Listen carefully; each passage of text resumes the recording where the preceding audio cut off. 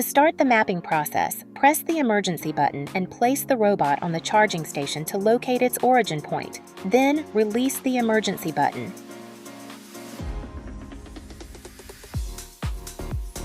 For mapping the robot first, open the RI Cleaning app, where you will find the robot you want to map. Tap on the 3 dots next to the serial number, then select More, and afterwards tap Open Wi-Fi.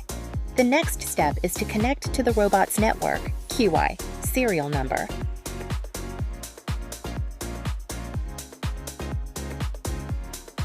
Then open the RI Mapping app. Now, wait for Server Connected to appear in the top left corner, then go to the mapping window.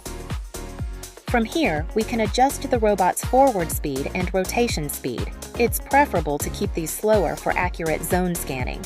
You can also set the map name and the floor number. The next step is to press Start, and now we wait for the robot to be ready for mapping.